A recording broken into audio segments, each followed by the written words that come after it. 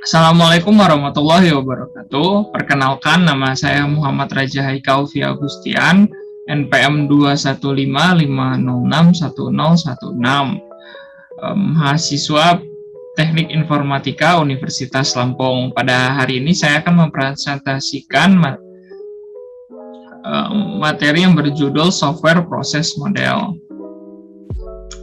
Software proses merupakan sebuah roadmap untuk membangun produk-produk perangkat lunak berkualitas tinggi. Proses ini disesuaikan untuk memenuhi kebutuhan software engineers, manager, serta menyediakan kerangka untuk mengelola kegiatan. Indikator terbaik untuk mengetahui apakah proses perangkat lunak telah bekerja dengan baik yaitu dengan kualitas, ketepatan waktu, dan kelangsungan hidup jangka panjang dari produk software yang telah dihasilkan. Dalam software proses terdapat 3 aktivitas umum yang dibutuhkan, yaitu spesifikasi perangkat lunak, baik itu secara fungsionalitas dan batasan dari perangkat lunak. Kedua, pengembangan perangkat lunak. Ketiga, validasi perangkat lunak apakah sesuai dengan spesifikasi yang telah diinginkan. Dalam software proses terdapat sebuah istilah yaitu software development life cycle, yang dimana dalam software development life cycle ini terdapat 4 tahap, yaitu pertama planning, mana tahap ini bertujuan untuk mengidentifikasi dan memprioritaskan sistem informasi yang akan dibuat. Lalu analisis, pada tahap ini kita mengidentifikasi kebutuhan-kebutuhan yang diharapkan oleh klien atau user dan mengevaluasi permasalahan-permasalahan yang mungkin ada dalam software atau sistem. Lalu ketiga, desain. Pada tahap ini sistem dibangun untuk memenuhi kebutuhan-kebutuhan yang telah dianalisis tadi.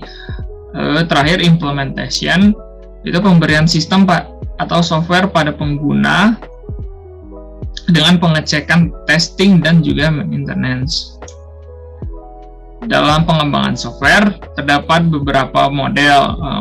Pada kesempatan kali ini saya akan membahas 6 model, yaitu pertama waterfall model, lalu spiral model, V-shape model, prototyping, extreme programming, dan Scrum.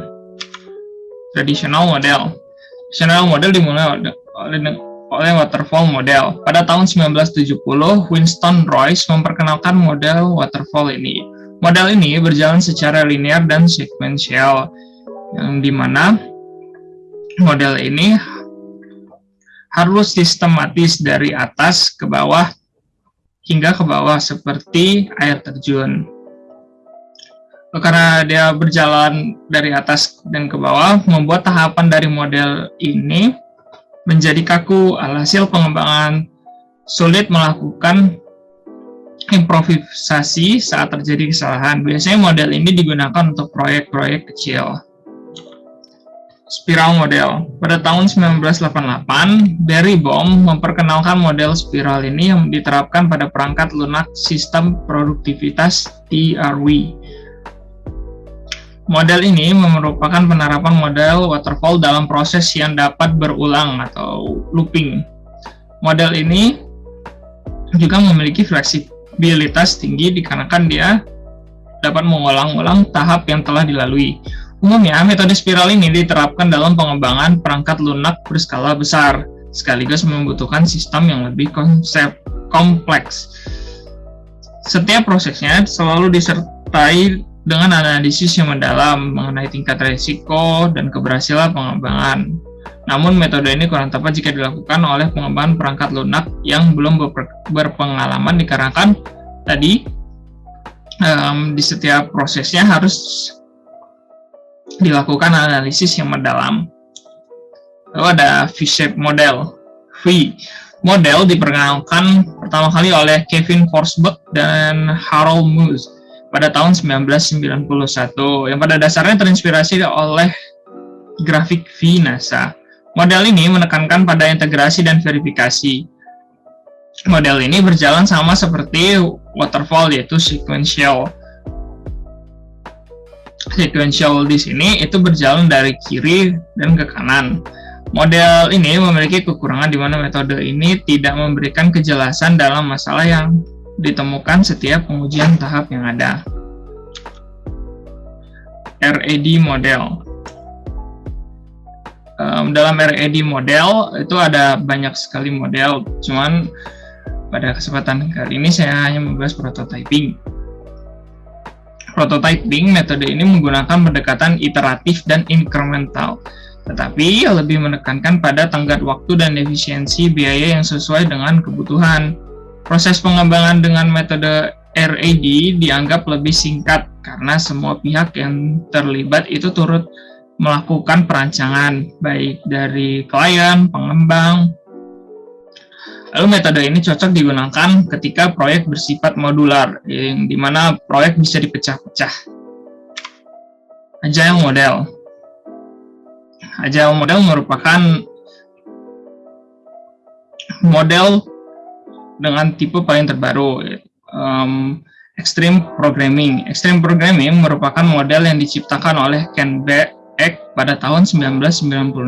Model ini menekankan pendekatan berorientasi objek dan sasaran. Metode ini cocok dihadapkan dengan requirement yang tidak jelas maupun terjadi perubahan-perubahan requirement yang mendadak oleh klien. Oleh karena itu, metode ini digunakan untuk proyek yang berukuran kecil hingga menengah. Lalu, terakhir metode Scrum. Pada tahun 1995, Ken Schwaber memperkenalkan metode pengembangan software bernama Scrum. Scrum adalah metode yang pengembangan sistem tidak dapat diprediksi.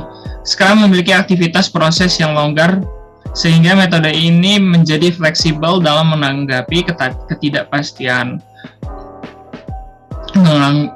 Menggabungkan kontrol dan memanajemen risiko dengan signifikan yang membuat meningkatnya kemungkinan keberhasilan suatu sistem. Metode ini membutuhkan tenaga kerja yang handal dan berpengalaman.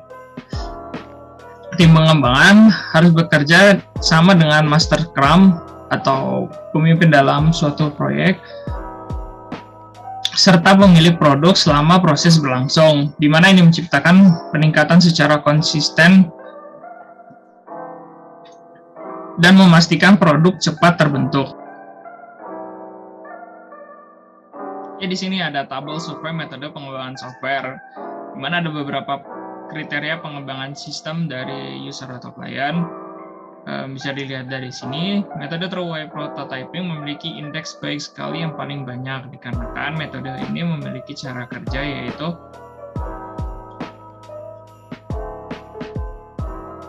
pada saat user atau klien memberikan sebuah komplain, itu prototipe yang ada langsung direvisi ulang dengan cara membuang prototipe yang lama dan membuat prototipe yang baru.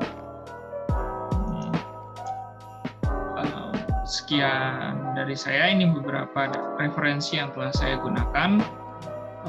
Saya mohon maaf apabila ada kesalahan kata.